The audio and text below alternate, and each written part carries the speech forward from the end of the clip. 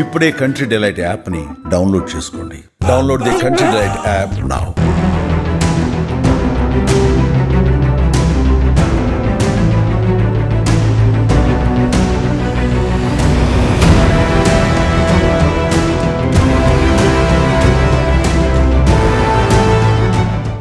అందరికీ నమస్కారం. నేను Swaroopa Putlapalli. Welcome to Suman TV.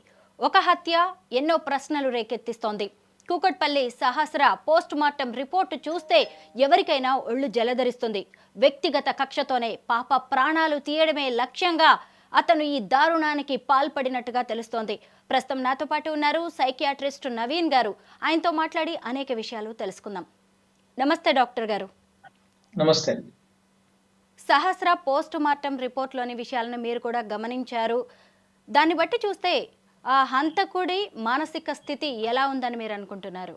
హత్య యొక్క డీటెయిల్ వివరాలు కానీ దానికి సంబంధించిన ఇన్సిడెంట్స్ కానీ నాకు డీటెయిల్గా వ్యక్తిగతంగా ఎటువంటి అవగాహన లేదు. కానీ బట్ ఇటువంటి ఇన్సిడెంట్స్ జరిగినప్పుడు యాజ్ ఎ సైకాట్రిస్ట్గా మనం అర్థం చేసుకోవచ్చు.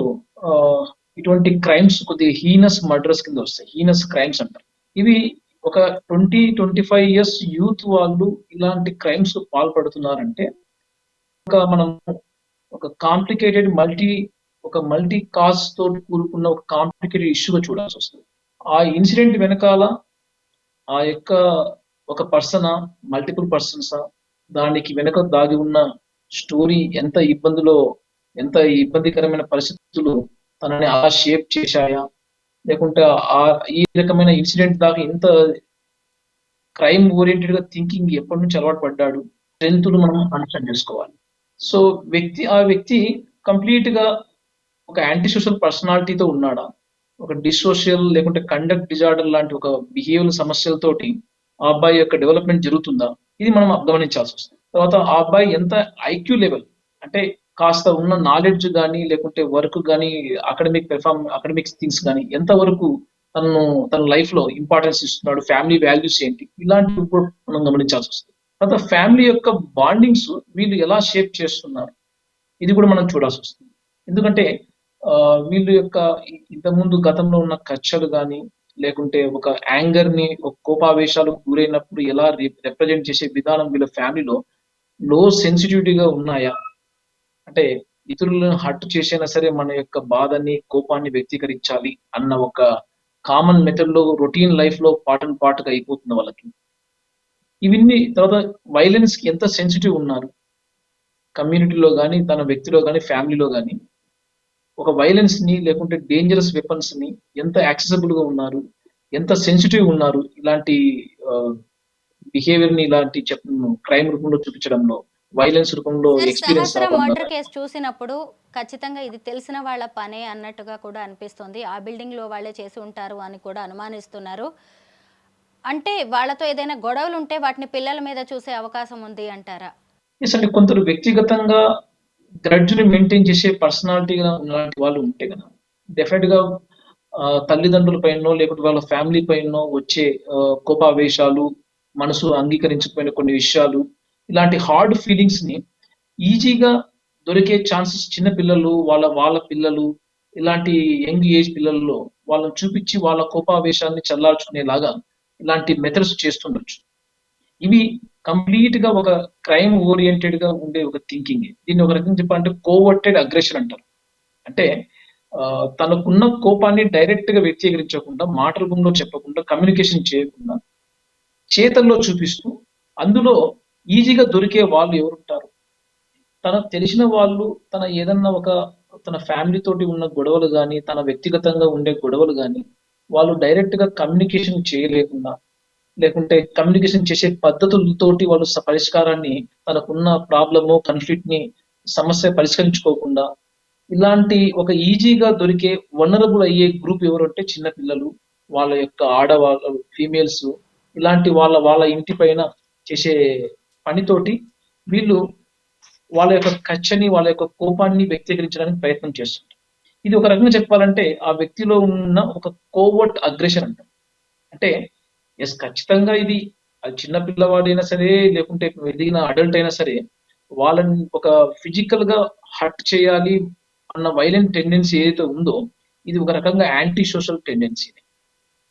దీన్ని ఒక రకంగా చెప్పాలంటే వేరే వ్యక్తి యొక్క ఫీలింగ్ బేసిక్ రైట్ ని తనకున్న ఒక ప్రాబ్లం తోటి నేను కంప్లీట్ గా ఆ వ్యక్తి బతకడానికి కూడా అర్హుడు కాదు అని నిర్ణయానికి వచ్చి నాకున్న సమస్య పరిష్కారం కావాలంటే ఆ వ్యక్తి యొక్క జీవనమే ఉండకూడదు అన్న ఒక థాట్ కి వెళ్ళిపోయినప్పుడు ఇటువంటి టెండెన్సీని ఒక రకంగా ఎంపతి లెస్ టెండెన్సీ అంటారు, ఒక డిసోషియల్ టెండెన్సీస్ అంటారు. ఇటువంటి వాటితోటి అగ్రెషన్ చూపించుకోవడంలో కూడా కోవర్ట్ ప్రకారంగా ఒక ప్యాసివ్ గానో లేకుంటే ఓపెన్ గానో చేసే కమ్యూనికేషన్ కాదు ఇది అగ్రెషన్. కోవర్ట్ అగ్రెషన్ లాగా చేసే ఇలాంటి పనులు ఇది డెఫినెట్ గా హత్యలకు, అందులో మరీ చిన్నపిల్లలకు సంబంధించిన ఆడవాళ్ళకు సంబంధించిన హత్యలకు ఇవి కారణమవుతుంటాయి.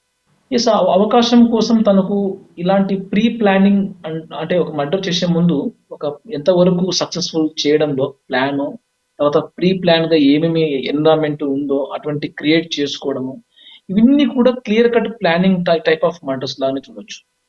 అంటే తను అనుకున్న గోల్ ని ఒక ఇది లా ఆఫ్ ల్యాండ్ గా చెప్పాలంటే డెఫినెట్ గా ఇది ఒక రకంగా యాంటీ సోషల్ గా, ఇల్లీగల్ గా, అన్లాఫుల్ గా చేసే యాక్టివిటీ మరీ ముఖ్యంగా ప్లానింగ్ తో కూడుకున్న యాక్టివిటీగా ఉందనుకోండి. దీనికి సంబంధించిన వాళ్ళ యొక్క మైండ్ సెట్ ని చెప్పగలుగుతుంది. ఆ మైండ్ సెట్ ఇతరుల్లో హాని తలబెట్టేలాగా ఎంత స్ట్రాంగ్ ఇంటెన్షన్ ఉంది అని చెప్పడానికి మనకు వీలు తెలుస్తూ వస్తుంది. ఇది మామూలు వ్యక్తులు చేసే పని కాదు అనేది అర్థమవుతుంది. గొంతు కోసి కత్తితో పొట్ట మీద పొడిచి మరీ చంపేశారు. గొంతు మీద అయితే 7 కత్తిపోట్లు ఉన్నాయి సార్. అలాగే పొట్ట మీద 18 వరకు కత్తిపోట్లు ఉన్నట్టుగా తెలుస్తుంది. అంటే నిజంగా మామూలు మనిషి అనే వ్యక్తి ఇవన్నీ చేయగలడా? స్పృహలో ఉన్న వాళ్ళు చేసేదా?